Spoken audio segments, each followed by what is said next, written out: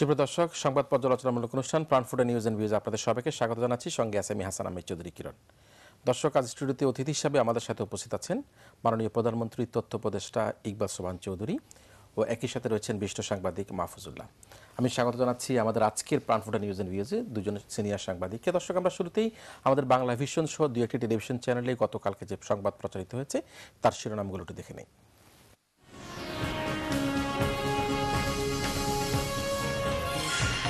আলী আহসান মুজাহিদের রিভিউর বিষয়ে আদেশ কাল হবে। সালাউদ্দিন কাদের চৌধুরীর শুনানিও দেশের বিভিন্ন জেলায় নিরাপত্তা জোরদার। সন্ত্রাসবাদ দমনে তথ্য আদান প্রদান ও সীমান্ত হত্যা শূন্যের কোঠায় নামাতে একমত বাংলাদেশ ভারত। ঢাকায় দুদেশের স্বরাষ্ট্র সচিবদের বৈঠক।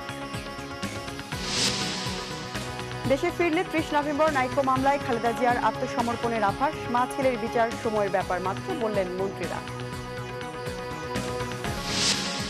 নারায়ণগঞ্জে ৭ খুনের প্রধান আসামি নূর হোসেনকে রিমান্ডের দাবি অব্যাহত। আসল অপরাধীদের বাঁচাতেই রিমান্ডের দাবি অভিযোগ শামীম ওসমান। মাওলানা ভাসানীর মৃত্যুবার্ষিকীতে সন্তোষে মাজারে মানুষের ঢল। সংঘাতমুক্ত সমাজ প্রতিষ্ঠার আহ্বান অনুসারীদের। দর্শক, আমরা প্রধান শিরোনামগুলো ছিলাম এবং শিরোনামের শুরুটাই প্রত্যেকটি টেলিভিশন এবং প্রায় পত্রপত্রিকা যেটা ছিল সেটি হচ্ছে যে আলী আহসান মুজাহিদের রিভিউর যে আদেশ, সেই আদেশটি এবং সালাউদ্দিন কাদের চৌধুরীর যে বিচারের শুনানি সেটি ছিল প্রধান বিষয়। তবে আরেকটি বিষয় সেটি হচ্ছে যে গত কয়েকদিন পূর্বে যে প্যারিসে যে ঘটনা ঘটেছে সেই ঘটনাকে কেন্দ্র করে সারা বিশ্বে যেভাবে একটা নিন্দার ঝড় উঠেছে, প্রতিবাদ উঠেছে, বাংলাদেশের পক্ষ থেকে মাননীয় প্রধানমন্ত্রী সহ সকল শ্রেণী পেশার মানুষ বাংলাদেশের এই ঘটনায় অত্যন্ত ন্যাক্কারজনক এবং এটি যাতে না ঘটে তার প্রত্যাশা করেছেন। এমনই এক প্রেক্ষাপটে আমরা দেখেছি যে গতকালকে, আমি ইকবাল ভাই আপনাকে দিয়ে শুরু করতে চাই, সেটা হচ্ছে গতকালকে স্বরাষ্ট্রমন্ত্রী আসাদুজ্জামান খান তিনি বলেছেন যে বাংলাদেশে আইএসের কোনো অস্তিত্ব নেই। ভারতের প্রতিনিধি দলের সাথে যে সাক্ষাৎকার সেখানে তিনি বলেছিলেন, স্বরাষ্ট্র সচিব সেখানে ছিলেন, কোনো অস্তিত্ব এখানে নেই এবং তাদের কার্যক্রমও নেই বলে তিনি এখানে নিশ্চিত করেছেন। কিন্তু বিএনপি যে কথাটি বলার চেষ্টা করছে, বর্তমান যে গণতান্ত্রিক অবস্থা চলছে, এক ধরনের রাজনৈতিক যে নানা কর্মকাণ্ড না করার জন্য যে বিরোধী জোট যারা ছিল একসময় বিএনপি সহ তাদের পক্ষের লোকদেরকে রাজপথে নামতে দেওয়া হচ্ছে না, নানা ক্ষেত্রে তাদের প্রতি চাপ সৃষ্টি করা হচ্ছে, জেল জুলুম করা হচ্ছে, গণগ্রেপ্তার করা হচ্ছে, এই সকল বিষয়গুলো যদি চলতে থাকে তাহলে একসময় এই জঙ্গিবাদের উত্থান হতে পারে বলে তারা আশঙ্কা করছেন। তো এই প্রেক্ষাপটে একদিকে বাংলাদেশের আইএসের অস্তিত্ব নাই, একসময় ওভার প্লে করা হয়েছে, আবার আন্ডার প্লে করা হয়েছে, এই সকল বিষয় মিলিয়ে আপনি বর্তমান প্রেক্ষাপটে বাংলাদেশের রাজনীতি এবং জঙ্গি, সেই সাথে মাননীয় স্বরাষ্ট্রমন্ত্রী যে বক্তব্য দিয়েছেন বাংলাদেশে আইএস নাই, আপনি কিভাবে দেখবেন বিষয়টাকে? স্বরাষ্ট্রমন্ত্রী যে কথাটি বলেছেন সেটি তো তথ্যের উপরে বলেছেন এবং সরকারের পক্ষ থেকে আইন শৃঙ্খলা রক্ষা বাহিনী বা তদন্তকারী সংস্থাসমূহ বা যেসব তথ্য আছে তার ভিত্তিতেই তিনি নিশ্চয়ই এ কথাগুলো বলছেন, কারণ তিনি তো জাতির সামনে একটি দায়বদ্ধতা নিয়ে তাকে কথাগুলো বলতে হয় এবং সেই হিসাবে তিনি তার বক্তব্য দিয়েছেন। একটি কথা হলো যে আপনি যেটা বললেন যে আমাদের এখানে যে সন্ত্রাসী কর্মকাণ্ড বা জঙ্গি কর্মকাণ্ড সেটি কখনো কখনো ওভারপ্লে বা কখনো কখনো আন্ডারপ্লে করা হয়েছে। তবে একটি কথা সবসময় কিন্তু বলা হয়েছে, আমাদের এখানে জঙ্গি তৎপরতা আছে, মৌলবাদী কিছু গোষ্ঠী বা সন্ত্রাসী কিছু গোষ্ঠী বা কিছু রাজনৈতিকভাবে উদ্দেশ্যমূলকভাবে কিছু গোষ্ঠী তারা হয়তো এই সন্ত্রাসী কর্মকাণ্ড তারা করেছেন, কিন্তু এখন পর্যন্ত কিন্তু আন্তর্জাতিকভাবেও কিন্তু প্রমাণিত হয়নি যে এখানে আইএস কানেকশনস সরাসরিভাবে আছে। কেউ হয়তো আইএসের যে তাদের যে ভাবাদর্শ তাতে হয়তো এই জঙ্গিবাদীর কেউ কেউ হয়তো তার প্রতি সহানুভূতিশীল হতে পারে বা অনুভূতি থাকতে পারে, কিন্তু আন্তর্জাতিকভাবে যে আইএসের যে কানেকশন যাকে বলে, যেমন ধরুন আজকে প্যারিসে যেভাবে ঘটনাটি ঘটেছে এবং সরাসরিভাবে তারা যেভাবে সেই ঘটনার সাথে সম্পৃক্ততা স্বীকার করে তারা বলেছে সেটি এক রকমের। আর আমাদের এখানে যে দুজন বিদেশি হত্যা করা হয়েছে অথবা আমাদের যে শিয়াদের যে তাজিয়া মিছিলে যে আক্রমণ হয়েছে সেটাতে ইসলামী গোষ্ঠী অর্থাৎ আইএস তারা দাবি করেছে, কিন্তু তাদের যে সাইট থেকে সেই দাবিটি করা হয়েছে সেটা কিন্তু তাদের অফিসিয়াল ইয়ে নয়, মানে সাইট নয়। যুক্তরাষ্ট্রের একটি সাইট থেকে তারা সেটা করেছে। তো একটি কথা অবশ্যই আমাদের আছে যে এখানে জঙ্গিবাদের কর্মকাণ্ড আছে, এখানে মৌলবাদী গোষ্ঠী কিছু কিছু সময় আঘাত আনার চেষ্টা করছে। আমরা যেমন দেখেছি যে ব্লগারদের হত্যা করা হয়েছে, আমাদের এখানে একজন খ্রিস্টিয়ান পাদ্রির উপরে আক্রমণ করা হয়েছে, প্রকাশককে হত্যা করা হয়েছে, কিছু কিছু আমাদের শ্রদ্ধাভাজন ব্যক্তিত্ব যারা আছেন, হাসান আজিজুল হক অথবা আমাদের প্রফেসর আনিসুজ্জামান, তাদের মতো সজ্জন ব্যক্তিকে তারা এই মৌলবাদী গোষ্ঠী তারা থ্রেট করছে। এগুলো নিয়ে উদ্বেগের কারণ আছে, কিন্তু তবে একটি কথা অবশ্যই বলতে হবে, এখন পর্যন্ত আইএস কানেকশন কিন্তু এখন পর্যন্ত প্রমাণিত হয়নি। তবে এখানে যে জঙ্গিবাদের যে তৎপরতা নেই সেটি কিন্তু বলা যাবে না। জঙ্গিবাদের তৎপরতা আছে। লোকালি যারা মৌলবাদ বিশ্বাস করে অথবা যারা এক্সট্রিমিস্ট বা ফান্ডামেন্টালিস্ট এবং তার সাথে কিছু রাজনৈতিক মদত আছে, সেগুলি নিয়ে হয়তো এই ঘটনাগুলো ঘটছে। এবং আমি যেটা মনে করি, আপনি আরেকটা কথা বলেছেন যে রাজনৈতিকভাবে বিরোধী দলকে যদি কর্মকাণ্ড না চালাতে দিতে হয় তাহলে এই জঙ্গিবাদের বা এই ধরনের ঘটনার সৃষ্টি হয়। এটি পুরোপুরিভাবে কিন্তু একটি আরেকটার সাথে মানে সবসময় যে নির্ভরশীল তা নয়। আপনি দেখুন ফ্রান্সে তো মানে সেখানে তো গণতন্ত্র আমাদের চেয়ে অনেক বেশি সুস্পষ্ট, আমেরিকাতেও আছে, কিন্তু সেখানে তো এই বিরোধী দলও কাজ করছে, সরকারি দলও কাজ করছে, সেখানে অনেক আইনগতভাবে তাদের ব্যবস্থা আছে, তারপরেও তো সেখানে সন্ত্রাসী কর্মকাণ্ড। ফ্রান্সে বা আমেরিকায় তো তারা তাদের আইএস এর ঘাঁটিতে হামলা করছে, বাংলাদেশ তো সেই আইএস এর ঘাঁটিতে হামলা করে না, নিশ্চয়ই আমরা সেই টার্গেটের অংশ নয়। না না, আমাদের এখানে একটা জিনিস হলো কি, আপনি যেটা বলছেন যে গণতান্ত্রিক পরিবেশ না থাকলে যে সন্ত্রাসী কর্মকাণ্ডের সৃষ্টি হবে বা মৌলবাদের সৃষ্টি হবে, এটি কিন্তু মানে গ্রহণযোগ্য কোনো বক্তব্য নয়। নিশ্চয়ই। তো সেক্ষেত্রে এখন যে পরিবেশটি, এটি কি গণতান্ত্রিক পরিবেশ কিনা, যেটি আপনি বলছিলেন যে গণতান্ত্রিক পরিবেশ না থাকলে যে জঙ্গিবাদ সৃষ্টি হবে বা এই ধরনের ঘটনা সৃষ্টি হবে সেটি গ্রহণযোগ্য নয় বলছেন, কিন্তু পরিবেশটাকে আপনি কিভাবে দেখছেন? না, দুটো আলাদা। একটি হলো আমাদের এখানে গণতন্ত্রের চর্চা বা গণতান্ত্রিক পরিবেশ সেটি আছে কি নেই, এটা হলো গণতান্ত্রিক ভাবে যারা রাজনীতি করেন বা রাজনীতির সাথে যারা সম্পর্কিত তারা একটি কথা বলবেন, কিন্তু গণতন্ত্রের অবর্তমানে সেখানে এই সন্ত্রাসী কর্মকাণ্ড হবে বা সন্ত্রাসী কর্মকাণ্ডের জন্ম হবে, যে কথাটি বিএনপির থেকে বলা হচ্ছে বা অন্যান্যরা বলার চেষ্টা করছেন, আমি মনে হয় যে সেটি কিন্তু আপনি কোরিলেট করতে পারেন না। কারণ ধরুন গণতন্ত্র দীর্ঘদিন সেই ইয়েতে নেই, মিয়ানমারে নেই, কিন্তু সেখানে তো মৌলবাদী ঘটনা ঘটছে, তা কিন্তু বলা যাবে না। আমাদের এখানেও প্রশ্ন হচ্ছে মৌলবাদী কর্মকাণ্ড, সন্ত্রাসী কর্মকাণ্ড, সাম্প্রদায়িক শক্তির বিচরণ যখন নির্বাচন ছিল তখনও হয়েছে, যখন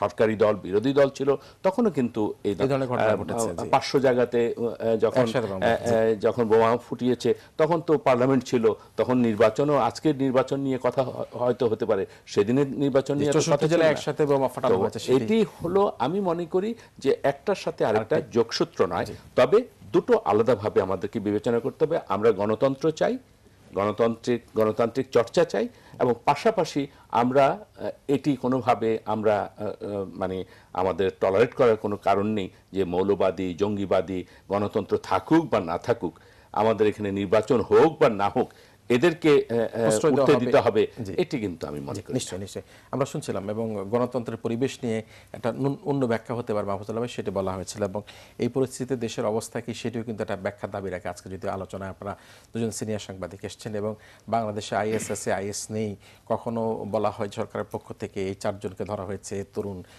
বিশ্ববিদ্যালয়ের শিক্ষার্থী, এদেরকে, কিন্তু এই পরিস্থিতিতে স্বরাষ্ট্রমন্ত্রী কিন্তু বলেছেন যে জোরালোভাবে বাংলাদেশের কোনো অস্তিত্ব নেই। তো সার্বিক প্রেক্ষাপটে আপনি বিষয়টাকে কীভাবে দেখছেন? না, ওইটা দেখার আগে আইএস এর বিষয়টা একটু খুব সংক্ষেপে দেখা প্রয়োজন। ধরেন মধ্যপ্রাচ্যে, বিশেষ করে আরব বিশ্বে যে ঘটনাগুলো ঘটছে, এর পেছনে দুটি কারণ আছে। একটা হচ্ছে যে জিওপলিটিক্যাল একটা স্ট্র্যাটেজি, আর একটা হচ্ছে অর্থনৈতিক, মানে দখলদারিত্বের মাধ্যমে আরব বিশ্বের যে তেল সম্পদ আছে সেটাকে দখলে নেওয়া। আর আইএসকে যারা উৎসাহিত করেছে, প্রশিক্ষণ দিয়েছে, সহায়তা দিয়েছে, তারা কারা সেটা নিয়ে আজকে কিন্তু এটা খুব স্পষ্ট হয়ে গেছে। কারণ সর্বশেষ রাশিয়ার প্রেসিডেন্ট পুতিন যে মন্তব্য করেছেন G20 সম্মেলনে, সেখানে তিনি পরিষ্কারভাবে বলেছেন যে 40টি দেশ আইএসকে অর্থ সহায়তা করে এবং এর মধ্যে G20 হিসেবে যারা পরিচিত তাদেরও কেউ কেউ আছেন। এটা এখন ওখানে তিনটা উদ্দেশ্য কাজ করছে। একটা হচ্ছে যে একটা সুন্নি, এই যে সিরিয়া ইরাকে পুরো বিষয়টাকে কেটে টুকরা করার জন্য মানে দেশগুলোকে, এর একটা হচ্ছে যে আপনি সুন্নি খেলাফত তৈরি করা, আরেকটা হচ্ছে একটা শিয়া মানে আরব শিয়া রিপাবলিক তৈরি করা, আরেকটা হচ্ছে কুর্দিস্তানকে নিয়ে একটা রিপাবলিক অফ কুর্দিস্তান তৈরি করা। এই তিনটাকে তারা মানে এই কাজগুলো হচ্ছে এটাকে কেন্দ্র করে। দ্বিতীয় হচ্ছে যে মার্কিন যুক্তরাষ্ট্র এবং অন্যান্য পশ্চিমা বিশ্ব তাদের প্রয়োজনে বিভিন্ন সময় এই সব সংগঠনকে সহায়তা দিয়েছে, প্রশিক্ষণ দিয়েছে, সব কিছু দিয়েছে।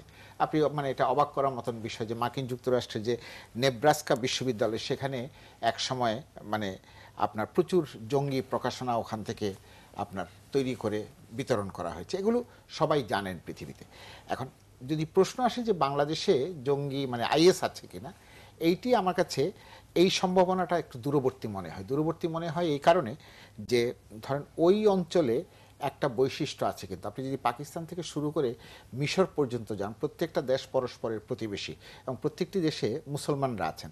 বাংলাদেশের অবস্থানটা কিন্তু ভিন্ন। বাংলাদেশের চারদিকে কিন্তু ভারতের সঙ্গে বাংলাদেশের ধর্মীয় একটা বিভাজন আছে, এখানে মুসলমান ওখানে হিন্দু, যার ফলে আর প্লাস যেহেতু ভারত নীতিগতভাবে জঙ্গিদেরকে উৎসাহিত করছে না, কাজে বাংলাদেশের জঙ্গিদেরকে প্রবেশ করতে হলে আপনার সমুদ্র পথ ছাড়া আর অন্য কোনো পথ নাই এখানে আসবার জন্যে। কারণ যদি আপনি জঙ্গি নেটওয়ার্ক তৈরি করেন, আমার যেটা ধারণা সেটা হচ্ছে যে এইসব ঘটনাগুলো ঘটছে এটা মূলত হচ্ছে আপনার ধর্মীয় বিশ্বাসের উত্তেজনা থেকে ওইসব এলাকায় ঘটনাগুলো ঘটছে। তার খবরাখবর সবই তো আমাদের এখানে আসছে। যেমন সেদিন একজন আমাকে জিজ্ঞাসা করছিল যে কেন হবে না এখানে, আমি যে কেন হবে, তো বললো যে দেখেন আপনি আফগানিস্তানে, ঠিক আছে আমি যদি তর্কের খাতিরে ধরে নিই যে আফগানিস্তানে আপনার 9/11-এ আপনার যেহেতু টুইন টাওয়ারের ঘটনা পরে আফগানিস্তানে মার্কিন যুক্তরাষ্ট্র হামলা চালিয়েছে, আপনার ইয়েতে কেন করেছে, ইরাকে কেন করেছে, ইরাকে তারা প্রথম যে অজুহাতে করেছিল আজকে তারা বলছে যে ভুল হয়ে গেছে, সেই তথ্য সঠিক ছিল না। কাজে এর যে একটা রিপারকেশন হয়, এর যে একটা রিয়াকশান হয়, এই রিয়াকশানগুলো কিন্তু ওইসব দেশে একরকম, আর দূরবর্তী যেসব রাষ্ট্রগুলো যেমন ধরেন ইন্দোনেশিয়া তো ঘটনা ঘটেছে কিন্তু কয়েক বছর আগে বালিতে আপনার, তো এই দূরবর্তী দেশগুলো সেখানে কিন্তু আরো দূরবর্তী দেশ বলতে এই ধরনের কোনো আশঙ্কা কি বাংলাদেশে আছে আমি কিনা? আসছি, আরো দূরবর্তী দেশগুলো বলতে সেই সব দেশে যারা মুসলমান আছেন তাদের মধ্যে এক ধরনের এই যে ধর্মীয় বিশ্বাসের উত্তেজনাটা প্রবলভাবে দেখা দিয়েছে। কিন্তু বাংলাদেশে আমি মনে করি না যে আইএসের মতন সংগঠনের এখানে ইয়ে ঘটবে, বিকাশ ঘটবে বা হবে। ছোট ছোট ঘটনা হতেই পারে যেটা আমাদের জনজীবনকে এবং অন্যান্য বিষয়কে হয়তো ক্ষতিগ্রস্ত করবে, উত্তেজিত করবে এক ধরনের, কিন্তু এটা হবে না। অন্যদিকে আমি যে কথাটা বলতে চাই সেটা হচ্ছে যে এটার সাথে কোনো রাজনৈতিক দলের কোনো সম্পৃক্ততা আছে? আমি নিজে ব্যক্তিগতভাবে মনে করি না। কারণ হয় কি, আমি আপনাকে বলি, আপনি যদি সমস্ত ঘটনাগুলোর বাংলাদেশে যেগুলো ঘটেছে, খুব মজার বিষয় কিন্তু এই যে ধরেন দুজন বিদেশি হত্যা, শিয়া মসজিদ মানে তাজিয়াতে যে হামলা, তার পরবর্তী প্রত্যেকটি ঘটনা যখন ঘটে তখন এক ধরনের উত্তেজনা তৈরি হয়, তারপরে ঘটনাগুলো হারিয়ে যায়, পরবর্তী ঘটনাগুলো আসে। এখন আর কিন্তু আমাদের দেশে কি ঘটেছে এটা নিয়ে আমরা আলোচনা করছি না, আমরা আলোচনা করছি প্যারিসের ঘটনা নিয়ে। এইখানে যে জিনিসটা সেটা যে আমি নিজে ব্যক্তিগত মনে করি ধর্মীয় বিশ্বাসের উত্তেজনা, এই ধরনের লোক প্রত্যেক দলের মধ্যেই থাকতে পারে, এটা অস্বাভাবিক কোনো কিছু না। যেহেতু এখানকার সংখ্যাগরিষ্ঠ মানুষ মুসলমান এবং যে রাজনৈতিক দলগুলো এখানে আছে তাদেরও সংখ্যাগরিষ্ঠ সদস্য কিন্তু মুসলমান, হিন্দুরাও আছে, অন্যান্য সম্প্রদায় আছে, যেহেতু জনসংখ্যার হিসাবে সেখানে কাজে সেখানে এই যে বিভিন্ন রকমের ইমোশনাল কারণে এরকম কিছু কিছু লোক হয়ে যেতে পারে। তারা মনে করতে পারে যে আমি এই ধরনের ধর্মের পথে শহীদ যাহারা আমরা সেই সে জাতি, কবিতার লাইন আপনি ভুলে যাবেন না, কিন্তু এটা আছে আমাদের এর মধ্যে।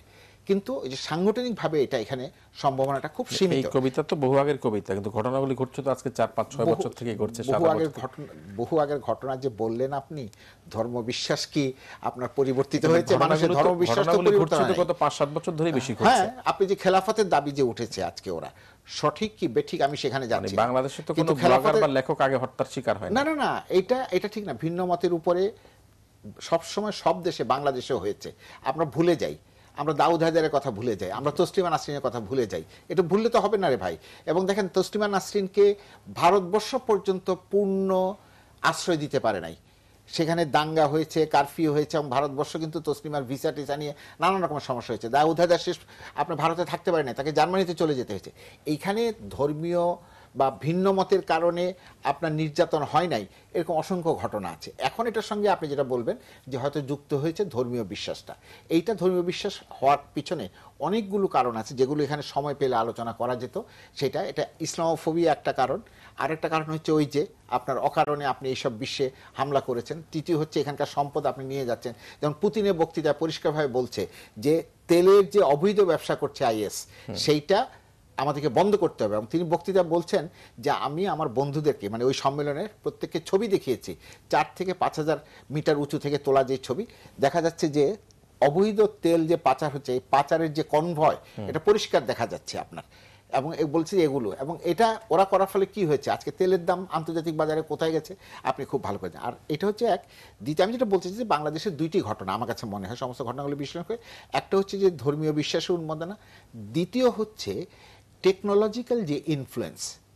টেকনোলজিক্যাল ইনফ্লুয়েন্সের কারণে কি হচ্ছে আজকে দেখেন আমাদের তরুণ ছেলে মেয়েরা তাদের এই টেকনোলজিক্যাল যে ইয়ের কারণে, সাইবার ফ্রিডম বলেন আপনি বা যে কোনো বলেন, তারা কিন্তু তাদের সামনে একটা অন্য জগৎ উন্মোচিত হয়েছে। এবং এইটা একটা আনসেন্সার্ড একটা জগৎ, এই যে ইন্টারনেটের জগৎটা, এখানে হরেক রকমের তথ্য আসছে।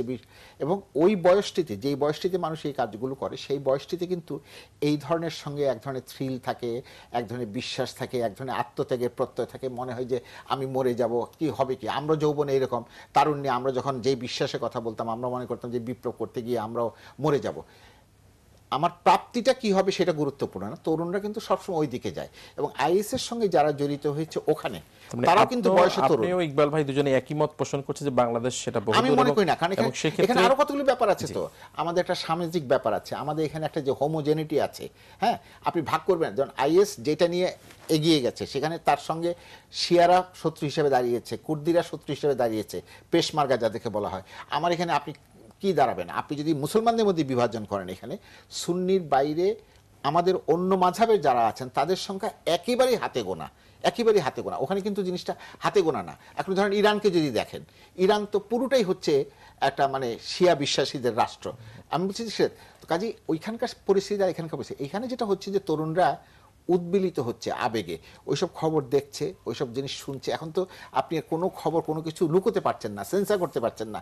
আমরা যখন ছাত্র রাজনীতি করতাম তখন অনেক জিনিস সেন্সার হয়ে যেত, আসতো না। ঠিক আছে, আমরা এই আশ্বস্ত হওয়া দরকার। এবং যে কারণে এখানে হয় না। আর আমাদের ইসলামের মধ্যে আরেকটা ইনফ্লুয়েন্স আছে, আমি যেটা শেষ কথা বলতে চাই সেটা হচ্ছে যে যেহেতু আমাদের এই ইসলামের উপরে কিন্তু সুফিজমের একটা প্রভাব আছে, বা অন্যরা ভাবে বললে এই ইসলামটাও একটা সুফিজমকেও সফট টাইপের কিছু, হ্যাঁ, এখানে আধ্যাত্মিক এবং অন্যান্য বিষয়, যেমন ধরেন মাইজ ভান্ডার জিনিসটা, এটা সুফিজমের কি বলে ধারা এখানে ইসলামের। তারপর যেমন ধরেন এই যে আমরা এখন তো গানটা এখানে অনেক, এই যে দামাদাম মাস কেলান্দার, এটা তো এটাও সুফিজমের কিন্তু এইসব জিনিসগুলি হচ্ছে মানে এগুলির একটা মানুষের মনোজগতে কিন্তু একটা প্রভাব আছে। এটা তো আপনি বলে আপনি ইয়ে করতে, হ্যাঁ।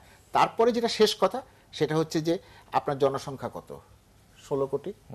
16 কোটির মধ্যে যদি 1% অন্য রকমের উল্টাপাল্টা হয়, কতজন হয়, এবং তাদের পক্ষে কোনো কিছু করা সম্ভব কিনা আপনি নিজে চিন্তা করেন। এখানে একটু আমি যোগ করছি, সেটা হলো দেখুন আমাদের এখানে কিন্তু দীর্ঘদিন থেকে লালন গীতি দেখুন, তারপরে হাসান রাজা তাদের গান দেখুন, তারপরে আমাদের মাইজ ভান্ডারি তো আছেই, ইভেন আমাদের যে কবি নজরুল ইসলাম, আমাদের জাতীয় কবি, তার লেখাগুলো আপনি পড়ুন, কবিতাগুলো পড়ুন, সেখানে কিন্তু এই ধরনের এই মানে যাকে বলে যে ইসলামী যে একটা মানে এক্সট্রিমিজম, সেটি কিন্তু এখানে আপনি পাবেন না। আমাদের পীর মাশায়েখরা এখানে কিন্তু যথেষ্ট এদেশের মানুষ তাদের প্রতি বেশ অনেকে ভুয়া পীরও এখানে বেশ রমরমা অনুভূতি নিয়ে এগুলি কিন্তু তারা থাকে। আর সবচেয়ে দেখুন ফিডেল ক্যাস্ট্রো, তিনি কিন্তু গতকালই বেরিয়েছে কাগজে যে উনি বলেছেন যে আইএসের জন্মদাতা হলো ইউএস। এটা তো এখন বিভিন্ন তথ্যের সামনে চলে এসেছে। আমরা জানি তালেবান বলুন, বিন লাদেন বলুন, আল কায়দা বলুন, এগুলো কিন্তু বিভিন্ন সময়ে প্রমাণিত হয়েছে, তথ্য আছে যে এগুলো পশ্চিমাদের মদদেই কিন্তু হয়েছে। তো আমাদের এখানেও একটা প্রচেষ্টা হচ্ছে যে এখানে আইএস বানাতে হবে, যেমনিভাবে ইরাকে WMD বানিয়ে তারপরে সেখানে আক্রমণ করা হয়েছে। এখন তারা বলছেন যে ভুল, ক্ষমা চাচ্ছেন। ব্লেয়ার তিনি ক্ষমা চাচ্ছেন। তো ক্ষমা চাইলে সাদ্দামকে তো ফিরিয়ে আনা যাবে না, সেখানে যে লক্ষ লক্ষ ইরাকি মারা গিয়েছে তাদেরকে কিন্তু ফিরিয়ে আনা যাবে না। আমরা এখানে একটি কথা আমরা সবাই বলি যে আমাদের এখানে জঙ্গিবাদী কিছু কিছু সংগঠন ইসলামী উত্তেজনা নিয়ে তারা এই ধরনের কিছু কর্মকাণ্ড করছে। এগুলো আমরা অবশ্যই এগুলো আমাদেরকে বন্ধ করতে হবে, কিন্তু তার সাথে আইএস যোগ করে এখানে একটি আন্তর্জাতিকতা সৃষ্টি করার যে কিছু কিছু প্রয়াস বা প্রচেষ্টা, সেটির সম্পর্কেও কিন্তু আমাদেরকে সতর্ক থাকতে হবে। আমি একটা যোগ করি যে গণতান্ত্রিক প্রক্রিয়ার মাধ্যমে পুরো দেশকে একটা ঐকমত্যে পৌঁছানো যদি আমাদের সম্ভব হয়, তাহলে কিন্তু এইসব কর্মকাণ্ডকে মোকাবেলা করা অনেক সহজ হয়। কি ধরনের ঐক্যমতের কথা বলছেন আপনি? সকল দল এবং মতের পথের লোকেরা তো এই একটা জায়গায় ঐকমত্য তৈরি করা যে হ্যাঁ আমরা এই ধরনের কর্মকাণ্ড চাই না, এই ধরনের কর্মকাণ্ডের উপস্থিতি বাংলাদেশে নাই। যেমন ধরেন ইরাকের ঘটনা আসে, ইরাকে কি ছিল? ইরাকে কিন্তু আপনার জনমত এবং ইরাকের রাজনৈতিক বিশ্বাস কিন্তু একেবারেই বিভাজিত ছিল। শুধু সাদ্দাম হোসেনের আর অন্যরা কিন্তু সাদ্দাম হোসেনের সঙ্গে ছিলেন না। একই অবস্থা অন্য জায়গাও ঘটেছে আপনার লিবিয়াতে অনেক কিছুর পরেও আপনার কিন্তু এই যে এই ঐক্যের আহ্বান তো বেগম জিয়া দুই পক্ষ তাদের দিয়ে মুখপাত্র জানিয়েছিলেন, কিন্তু আওয়ামী লীগ থেকে তাদের তো নানা ক্ষেত্রে এটা প্রত্যাখ্যান করেছে যে তাদের সাথে কিসের এই ধরনের প্রত্যাখ্যান করলেও একটা পর্যায়ে আলোচনায় বসতে হবে। আলোচনা ছাড়া কিন্তু সংকটের সমাধান হয় না। ডায়ালগ আপনি আজকে না করেন, 2 দিন পরে করেন, 3 দিন পরে করেন, একটা পর্যায়ে আপনাকে ডায়ালগ করতে হবে। ডায়ালগ করেই কিন্তু সংকটের সমাধান হয়। সারা পৃথিবীর ইতিহাসই তাই। এবং সেটা প্রত্যাশা করছে বোধহয় বিএনপি ডায়ালগ হবে। কি করছে সেটা জানি না, তারা বলেছে, কিন্তু আমি মনে করি যে ডায়ালগ ছাড়া ইয়ে হয় না। ডায়ালগ তো বিভিন্ন ইস্যুতে হতে পারে। ডায়ালগ যেমন প্রধানমন্ত্রী 13 সালে ডায়ালগের আহ্বান করেছিলেন নির্বাচনকে সামনে রেখে। এখন আবার বিএনপি ডায়ালগের প্রস্তাব দিচ্ছেন যে এখনকার যে পরিবেশ ইত্যাদির উপরে। তো ডায়ালগের পরিবেশ সৃষ্টি হতে হবে, ডায়ালগের এজেন্ডা ঠিক হতে হবে, এবং সবাইকে কিন্তু এই ডায়ালগ সত্যিকারভাবে মনের বিশ্বাস নিয়ে করে। এটা কিন্তু রাজনীতির কোনো স্টান্ট হতে পারবে না। রাইট। এবং এটা সকলে মিলে যেটা আমাদের দেশের জন্য, রাষ্ট্রের জন্য যাতে এগিয়ে যাওয়ার জন্য সেটি আমরা ডায়ালগের ব্যবস্থা করবো, সেটি আমরা চাই। আমরা ডায়ালগ নিয়ে এবং বাংলাদেশের পরবর্তী রাজনীতির যে প্রেক্ষাপট রয়েছে, 2জন মন্ত্রী এবং বিএনপি জোটে যে বক্তব্য রয়েছে, সেগুলো নিয়ে আলোচনা আসবে আমাদের এই বিরতির পর। দর্শক, প্রাণফোটা নিউজ অ্যান্ড ভিউজ আমরা ছোট্ট একটা বিরতি যাচ্ছি। 2জন সিনিয়র সাংবাদিক কিছুক্ষণের মধ্যেই বিরতি। দর্শক, আরেকবার স্বাগত প্রাণফোটা নিউজ অ্যান্ড ভিউজে। অনুষ্ঠানে থাকার জন্য আপনার ধন্যবাদ জানাচ্ছি। আমরা ফিরে এসেছি আমাদের 2জন প্রিয় সাংবাদিক, সিনিয়র সাংবাদিককে নিয়ে আমাদের আজকের আয়োজনে। আমরা যেটি বাংলাদেশ প্রসঙ্গে কথা বলছিলাম এবং সেই প্রসঙ্গে একটা ঐক্যমত এবং ডায়ালগের কথা বলছিলাম, এবং ইকবাল ভাই সেটি আলোচনা শুরু করছিলেন এবং আমরা বিরতিতে চলে যেতে হচ্ছে। আমরা দেখেছি যে ইতিপূর্বে খালেদা জিয়া সংলাপের যে আহ্বান করেছেন সেটি প্রত্যাখ্যান করা হয়েছে, এবং বারবারই স্বাস্থ্যমন্ত্রী যেটি কথা বলার চেষ্টা করছেন 2019 সালে খেলা হবে, এবং যে খেলার মধ্যে যে বাংলাদেশে জিম্বাবুয়ে যেভাবে হোয়াইট ওয়াশ করা হয়েছে এবং বিএনপি সেই হোয়াইট ওয়াশের শিকার হবে বলে তিনি মনে করছেন, এবং তিনি একেবারে বারবার যেটি বলছেন যে তার আগে কোনো সংলাপ, কোনো আলোচনার কোনো সুযোগ বা কোনো কিছু নেই। তো আমরা এই প্রেক্ষাপটে যে দেশে একটা জাতীয় ঐক্য, এই যে আইএস, জঙ্গি বা অনেক ইস্যু রয়েছে, যে ইস্যুতে কথা বলার জন্য হয়তো বা সকল পক্ষের প্রয়োজন যদি মনে করে থাকেন, তাহলে এই সংলাপটা কি বা এই ডায়ালগটা কি কোনো কারণে 2019 সনের আগে কি হওয়ার কোনো সুযোগ আছে কিনা, বা বিএনপি বাংলা হওয়া সবে যে মন্তব্য করছেন বারবার তিনি বা আরও কয়েকজন সদস্য, সে বিষয়ে আপনি কীভাবে দেখছেন? ডায়ালগ কিসের জন্য? ডায়ালগ তো কোনো একটা ইতিবাচক একটা ডেস্টিনেশনে পৌঁছানোর জন্য। যেমন ধরুন 13 সালে যে ডায়ালগের প্রয়োজনীয়তা উপলব্ধি করেছিলেন প্রধানমন্ত্রী শেখ হাসিনা, এবং তখন কিন্তু কেউ ডায়ালগের কথা ওইভাবে ওনাকে কিন্তু বলেননি। তিনি নিজের থেকেই ফিল করলেন যে একটি ডায়ালগের মাধ্যমে নির্বাচনকে সুস্পষ্ট করার জন্য সকলে যেন অংশগ্রহণ করতে পারে, সেই জন্য তিনি আহ্বান জানালেন সাবেক বিরোধী দলীয় নেত্রী বিএনপি চেয়ারপারসনকে। সে সময় আমরা দেখেছি যে তিনি উদ্যোগ নিয়েছেন, কিন্তু বেগম খালেদা জিয়া সে উদ্যোগে সাড়া দেননি, যার ফলে ডায়ালগের যে প্রয়োজনীয়তা, সেই প্রয়োজনীয়তাটা কিন্তু সেই ওইটাই কি একটা মাত্র প্রয়োজন ছিল, আর কোনো প্রয়োজনের সামনে নাই? আমি সে কথা বলছি না। আমি বলছি যে ডায়ালগ মানে যারা করবেন তারা তাদের নিজস্ব, যেমন সেদিন প্রয়োজন উপলব্ধি করেছিলেন প্রধানমন্ত্রী, তিনি আহ্বান জানিয়েছেন। আজকে বেগম খালেদা জিয়া উপলব্ধি করছেন, এখন কি কোনোভাবেই আর কোনো প্রয়োজন নেই বলে মনে করছেন? যেমন আমি প্রয়োজনের কথা বলছি না, আমি বলছি সেদিন তো আসেননি। সেদিন একজন ডায়ালগের ডাক দিয়েছেন, আসেননি আরেকজন। আজকে ডায়ালগের প্রস্তাব দিচ্ছেন, আহ্বান জানাচ্ছেন মানে বেগম খালেদা জিয়া, তিনিও দেশের ভিতরে বসে থেকে কিন্তু কথাটি বলেননি, তিনি বিদেশে বলেছেন বসে যে ডায়ালগ করতে হবে। এবং কখন করতে হবে? এখানে যখন এই ধরনের কর্মকাণ্ড যেটা চলছে, এটা কিন্তু ডায়ালগের বিষয় নয়। এই যে দেশে এরকম খুন খারাপ হচ্ছে না, সেগুলি খুন খারাপে এগুলো তো কিছুই না। আমি মনে করি বা এই এগুলো যে আইএস জঙ্গি এগুলি প্রতিহত করার জন্য, এগুলি প্রতিহত করার জন্য তো ডায়ালগের প্রয়োজন না। এগুলি প্রতিহত করার জন্য সর্বদলীয় মতামতের না, একটা, আমি মনে করি না যে এটা রাষ্ট্রের কাছে পুরো ক্ষমতা দিয়ে দেওয়া হয়েছে যে আপনি রাষ্ট্র একা সেটা সামাল দিবে। রাষ্ট্র অবশ্যই সামাল দিবে। আজকে যে ইয়েতে আপনার ফ্রান্সে যেটি হয়েছে, সেখানে কি কেউ বলছে যে সেখানে ডায়ালগের প্রয়োজন আছে? সবাই দাঁড়িয়েছে। আজকে আমি মনে করি যে আমাদের দেশে একটি হলো নির্বাচনকে কেন্দ্র করে, নির্বাচন শান্তিপূর্ণ হোক, নির্বাচন সবাই অংশগ্রহণ করুক, আমাদের দেশে গণতান্ত্রিক পরিবেশ বজায় থাকুক, সেটার জন্য সবাই মিলে একটি ঐক্যমতের দরকার। সামনে স্থানীয় সরকার নির্বাচনে যে ডাক দেওয়া হয়েছে, একটি কথা আমি বলি, এই আইএস বা এই জঙ্গিবাদ কি কেউ কি কোনো রাজনৈতিক দল বলছে যে এই জঙ্গিবাদের বিষয়ে বিতর্ক আছে বা এই জঙ্গিবাদের বিষয়ে কোনো মতানৈক্য আছে? এটা নিশ্চয়ই নেই। সবাই চাচ্ছে যে ঐক্যমত তো আছেই একটি, এবং এটির দায়িত্ব হলো সরকারের এই জঙ্গিবাদকে দমন করার, এবং সরকার সেই দায়িত্বটি পালন করছে। আপনি দেখছেন যে কিছুদিন তারা মনে আগে করে সরকার পালন করতে পারছে না সর্বক্ষেত্রে, সেই কারণে তারা মনে করছে যে এটা সকল পক্ষের আলোচনাও তো প্রয়োজন। সরকার পারছে না কে বলেছে? এই যে বলা হচ্ছে যে এই যে দীপনের মতো যে লেখক হত্যাকাণ্ডের শিকার হয়েছে, বিদেশি হত্যাকাণ্ডের শিকার হয়েছে, ধরা হচ্ছে তাদেরকে।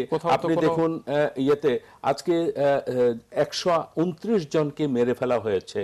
তার আগে চার্লি হেবডোর ঘটনা ঘটেছে, তারপরেই ঘটনা ঘটেছে।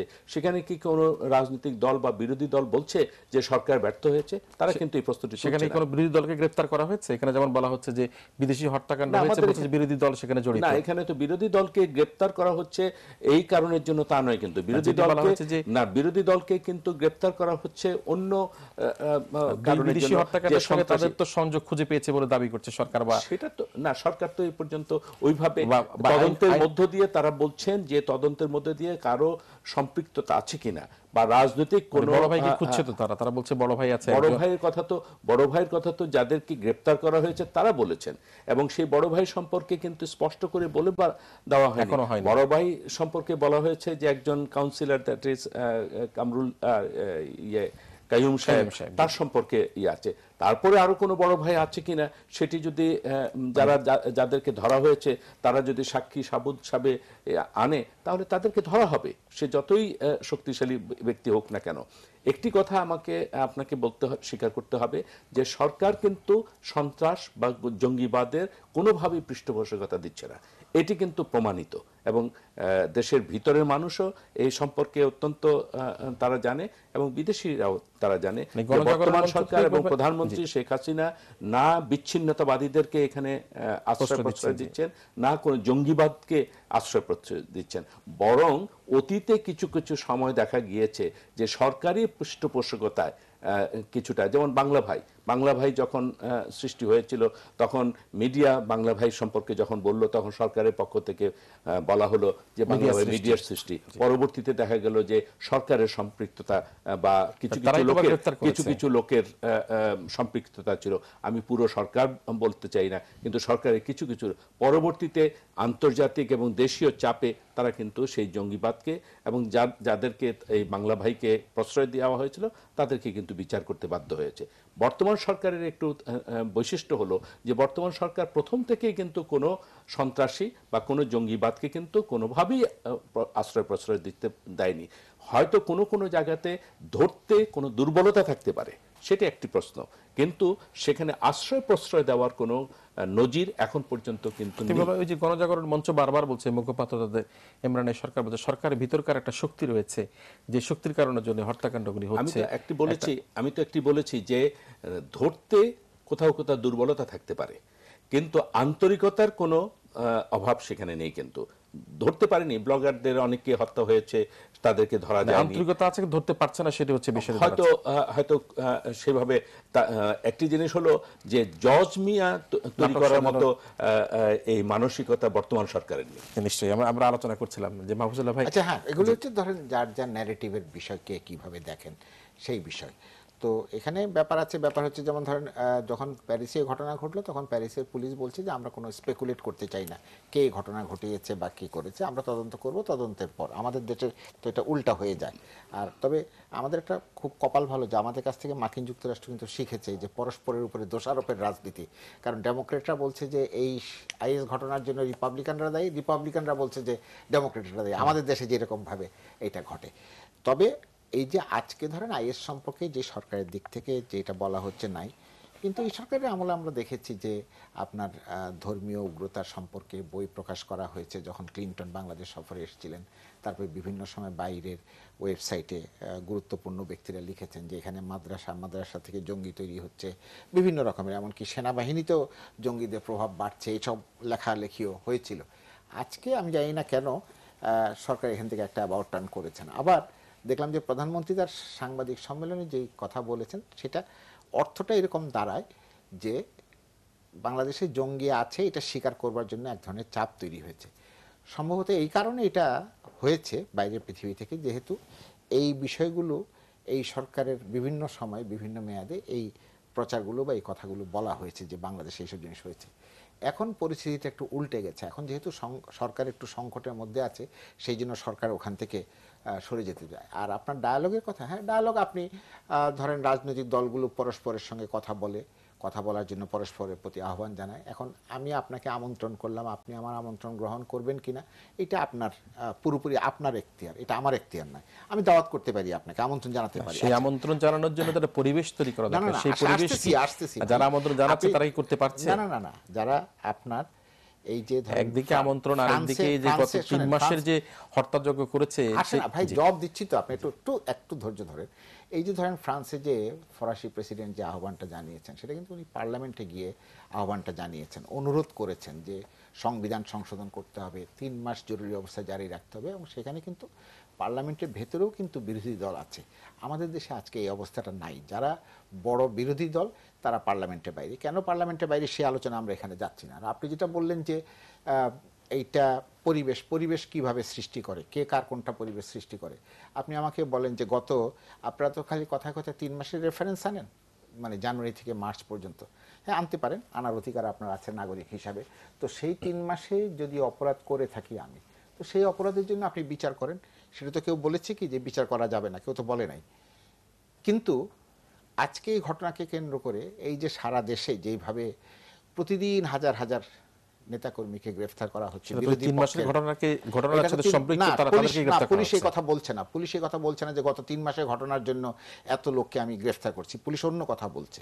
যাক, সেখানে আমি বলছি যে এবং এরা যে ওই 3 মাসের ঘটনার মামলার এরা আসামি, সেটাও কিন্তু পুলিশ বলছেন না। এবং কারা কিভাবে মামলার আসামি হয় সেখানে আমি যেতে চাই না। কিন্তু এই যে হাজার হাজার লোককে আপনি গ্রেফতার করছেন, গ্রেফতার করে তো আপনি গণতান্ত্রিক পরিবেশকে বিষিয়ে দিচ্ছেন। কারণ আপনি আমাকে বলেন যে সিটি কর্পোরেশনের নির্বাচনের পর বিএনপি এমন কি কর্মসূচি দিয়েছে যে কর্মসূচিতে মনে হতে পারে যে বিএনপি একটা অগণতান্ত্রিক পথে যাচ্ছে বা অগণতান্ত্রিক রাজনীতি করছে, বা বিএনপি এমন কি কর্মসূচি দিয়েছে যে কর্মসূচিতে মনে হতে পারে যে বিএনপি একটা হিংসাত্মক রাজনীতির পথে যাচ্ছে। আপনি তো বিএনপিকে রাজনীতি করতে দিচ্ছেন না। সেক্ষেত্রে সরকার কোনোভাবে রাজনৈতিক প্রতিহিংসার জন্য নয়, যেহেতু কোনো কর্মসূচি নাই। যারা কর্মসূচি নাই বলে তো আপনি তাকে দায়ী করেন কি করে যে সেই কারণের জন্য যারা নাশকতা করতে পারে, যাদের সুনির্দিষ্ট অভিযোগ রয়েছে তাদেরকে গ্রেফতার করা হচ্ছে। না, তাদেরকে সুনির্দিষ্ট আজকে যেটা পুলিশ যদি করা হতো যে মিছিল থেকে গ্রেফতার করেছে তার অভিযোগ আসছে।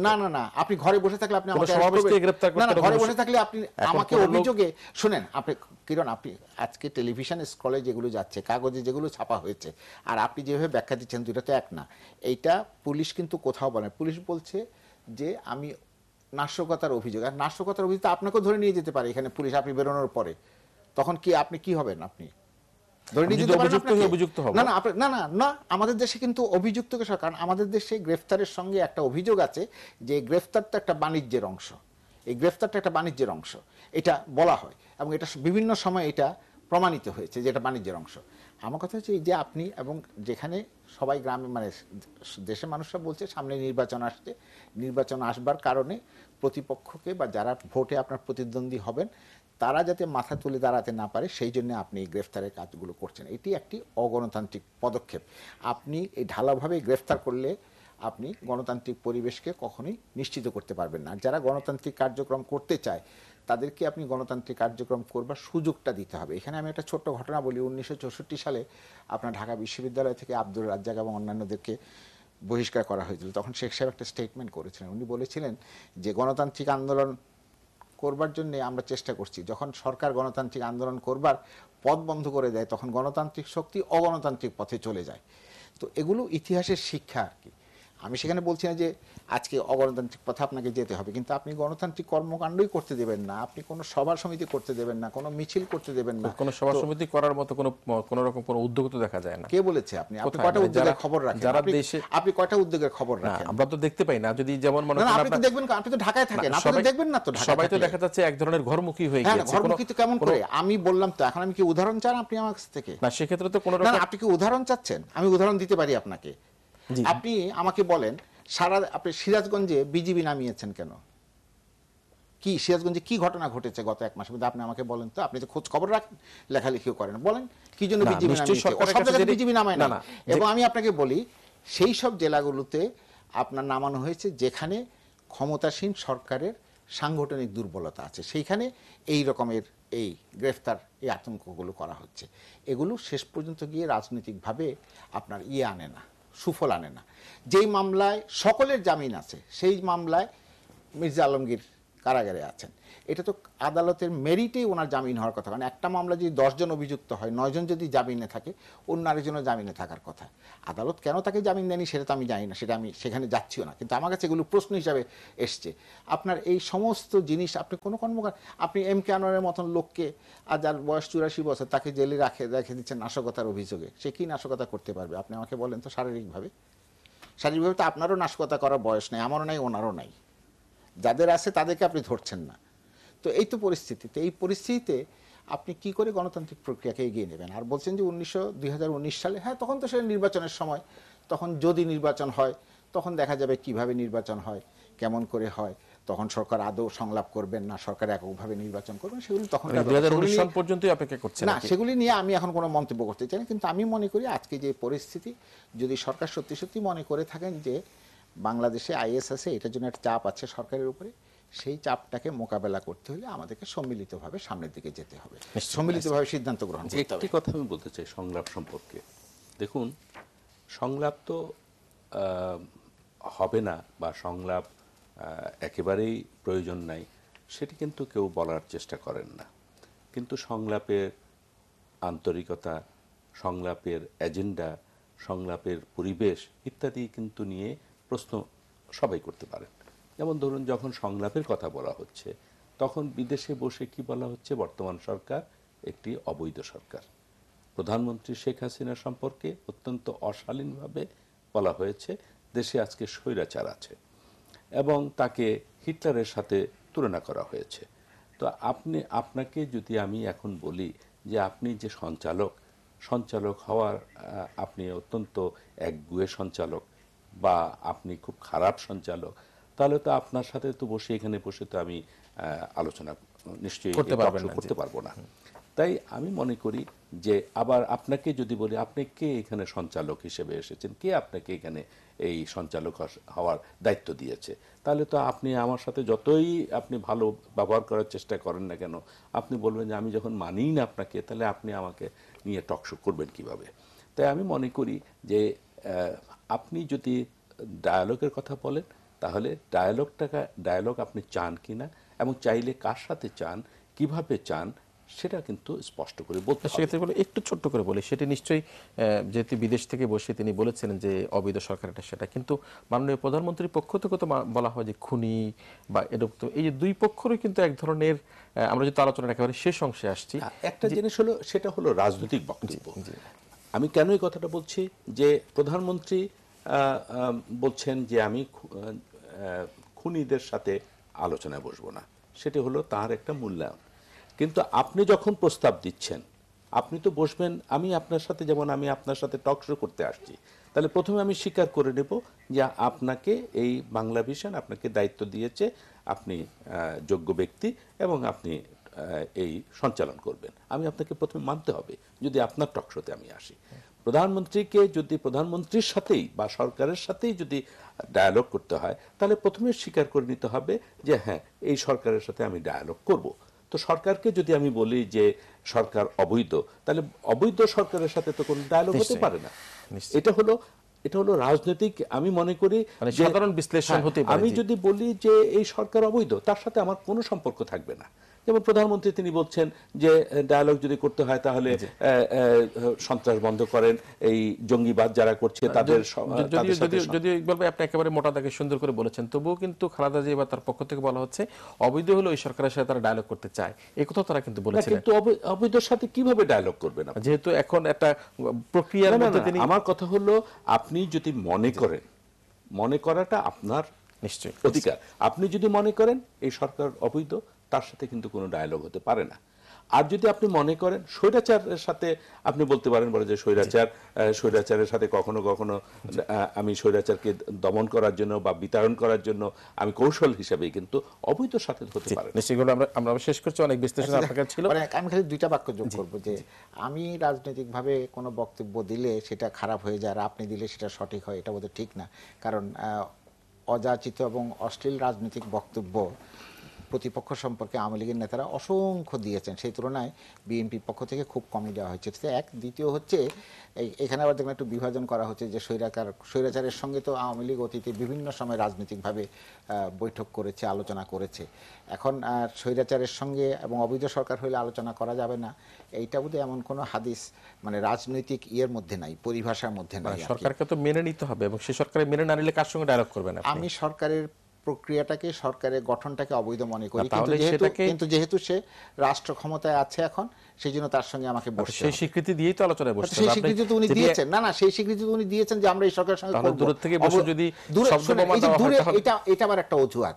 আমাদের দেশের নেতারা বিভিন্ন সময় দূরে গেছেন, আমাদের বর্তমান প্রধানমন্ত্রী, প্রাক্তন প্রধানমন্ত্রী বিভিন্ন সময় দীর্ঘ সময়ের জন্য গেছেন। এখন এই যে সৈয়দ আশরাফ সাহেব আপনার ইয়েতে ছিলেন না, লন্ডনে ছিলেন, তো কতদিন ছিলেন? 1 মাসের উপরে ছিলেন। এখন যদি কেউ বলে, অনেক কথা তো বলা হচ্ছে, এখন যদি কেউ দুষ্টুমি করে বলে যে সৈয়দ আশরাফ সাহেবের সঙ্গে লন্ডনে খালেদা জিয়ার গোপন বৈঠক হয়েছে, আপনি কি জবাব দেবেন? পত্রপত্রিকায় তো অনেক কথা লেখা হয়। কাজে দূরে লন্ডনে বসে কথা বলা যাবে না বা দেশ সম্পর্কে বিবৃতি দেওয়া যাবে না, এটা তো ঠিক না। আমাদের প্রধানমন্ত্রী দিয়েছেন, তখন বলা হয়েছে যে আজকের যুগে বিদেশে গেলে রাষ্ট্র অচল হয়ে যাবে, এটা এমন কোনো বিধান নাই, আর এমন কোনো ব্যবস্থাও নাই। নিশ্চয়ই আমরা শেষ করছি। আমরা দুজনকে ধন্যবাদ জানাচ্ছি, সিনিয়র সাংবাদিক দুজনই আজকের আমাদের অনুষ্ঠানকে অনেক প্রাণবন্ত করেছেন, আমাদেরকে জানানোর চেষ্টা করেছেন যে দেশে একটা সমঝোতা দরকার, সংলাপ দরকার, তবে সেই পরিবেশ সৃষ্টি করতে হবে। সরকারের পক্ষ থেকে সেই পরিবেশ সৃষ্টির জন্য যারা বিরোধী জোটে রয়েছে তাদের প্রতি আহ্বান জানানো হচ্ছে যে আপনারা সঠিক পথে এসে এই সরকারকে, এই রাষ্ট্রকে যদি আপনারা নানাভাবে স্বীকৃতি প্রদান করেন, তাদের সাথে কাজ করার জন্য অঙ্গীকার করেন, তাহলে নিশ্চয়ই সে সংলাপের সুযোগ রয়েছে। আবার অন্যদিকে আমরা যেটি বুঝতে পারছি সেটি হচ্ছে বিরোধী জোট যারা রাজপথে থাকছে তারা বলছেন যে সংলাপের অত্যন্ত জরুরি এবং এই সংলাপের জন্য এই সরকার যদিও তারা মানছে না, তবুও তাদের সাথে সংলাপ করতে তারা রাজি রয়েছে। সেটা যাই হোক, আমরা একটা সংলাপ চাই, আমরা একটা উত্তরণের পথ খুঁজতে চাই এবং সে কারণেই আমরা সকল পক্ষ থেকে ঐক্যবদ্ধভাবে এগিয়ে আসার আহ্বান জানিয়ে আজকের মতো প্রাণফোটা নিউজ এই পর্যন্ত রেখে এখানে শেষ করছি। আগামীকাল একই সময় দেখা হবে অন্য কোনো অতিথির সঙ্গে। দেখার আমন্ত্রণ রইল। সবাই ভালো থাকবেন, সুস্থ থাকবেন, সকলে মিলে ভীষণ ভালো থাকবেন।